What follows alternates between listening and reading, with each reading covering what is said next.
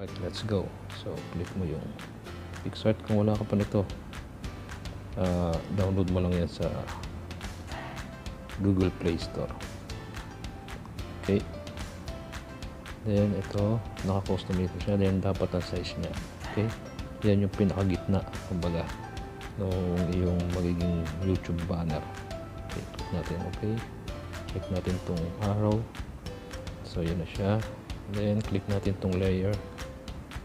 Then magpasok tayo ng kulay o photo. Then dapat meron ka na naka-ready na download na kulay. Click mo yung check. And then ang gagawin natin, click mo tong 3 dots. I-merge natin siya. Okay, so merge na yan. So ito pwede na natin itong delete dito para i-clear. Okay. Now anong gagawin natin?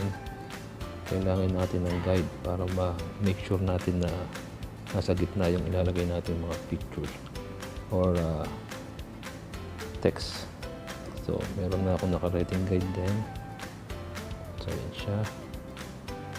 Okay, so bago yan, i-click mo, i-highlight mo itong isa yung may kulay. Yan. So para pag naglagay ka ng picture, dyan siya may ilalagay. Para pag delete ito mamaya, hindi kasama yung mga ilalagay mo picture. So ito lang. Okay, then click mo to picture, photo, then meron na rin ako naka-ready. Okay, so ulitin ko, ito nasa gitna guide lang yan.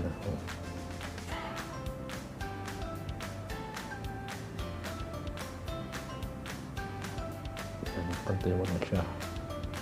So okay na. Okay, ito na. And then meron pa akong ilalagay ng isa. So check muna natin. So nakita nyo to. Ayan na siya. So lagay ulit tayo. Yung ito naman, YouTube. Subscribe. Pilitan muna natin siya bago natin siya i-drag. So hanggang dyan lang siya sa may pink na yan. Okay.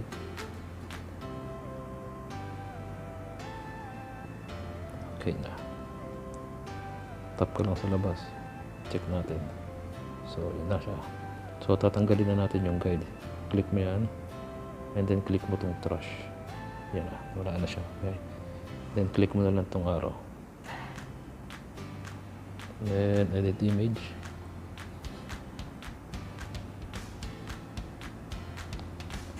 And then pwede ka na maglagay ng text sa gitna. Madali na yan. So let's say okay, learn on how to earn money online. Okay, so gawin lang natin siyang dalawang level. Okay, and then i-gigit na natin siya. Center na siya. Sulitan natin ng konti. Diyan. Then pwede mo palitan yung ano niyan, yung font niyan. Dito sa baba, pili ka lang. Okay, so ito yung hanap tayong iba para makita nyo rin yung ibang klase ng font. So I think ito okay naman. Okay, then click mo yung color kung gusto mong palitan. So sa akin gusto ko siyang gawing ito, gradient. Okay, so kita niyo yung kulay niya na iba. Lagyan natin siya ng coating stroke na naka-default siya sa black. So try natin kung magiging itsura. So mukhang okay naman siya. So okay na. Tap ka lang sa labas. Okay, kung may gusto ko pang baguhin or add, click mo lang yung photo, click mo lang yung text. Okay, so siguro magandang lagyan natin siya ng lens. Try lang natin itong lens. So red, try natin siya sa taas.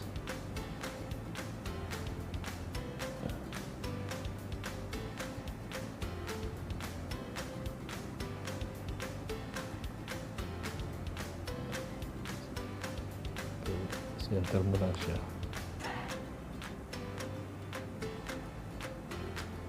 Okay, pwede may drag. Liitan din.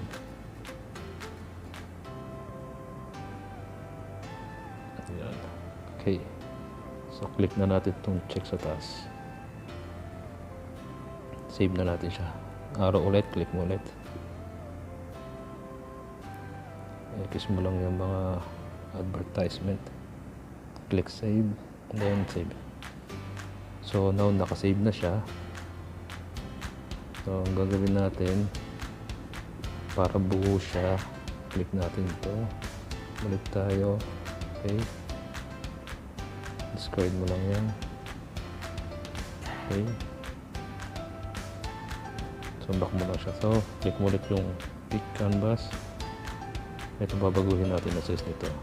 Okay, gagawin natin siyang 1440. Okay.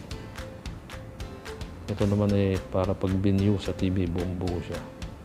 Okay, ganun ulit. Click mo tong layer. Insert natin ulit yung click mo tong photo layer, yung color. Yan. Click mo tong check. Then, i-merge ulit natin siya. Okay, merge. Then, okay na yan. Tapos na natin ito. Clear lang natin yan. Then, click mo tong check na arrow. Okay. Edit.